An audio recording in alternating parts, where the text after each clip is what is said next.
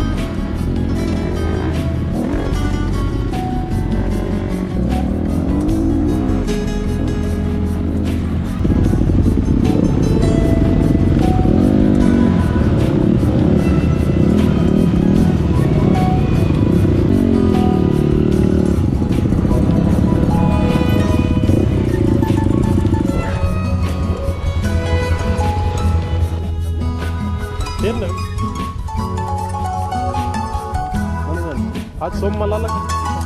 Ha?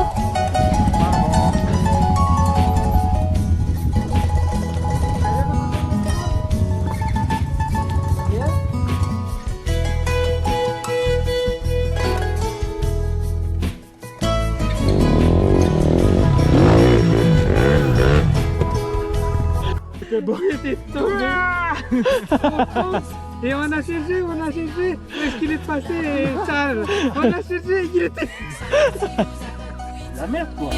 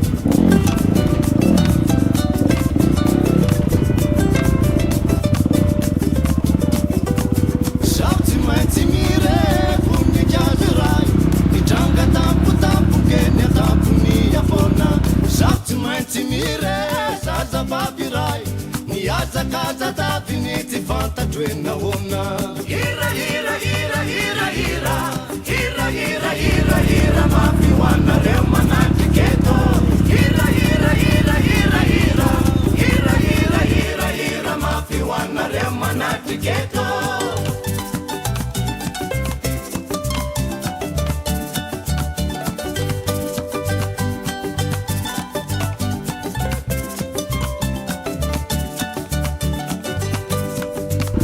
Shabty maintsy mirena ny drevatrao nampizarazara hoa izao tontolo izao Shabty maintsy mire sasany nandevitra tsy afaka ny teny fianareo ny lalao hira hira hira hira hira hira hira hira hira mafy hoanareo manatriketo hira hira hira hira hira hira hira hira hira mafy hoanareo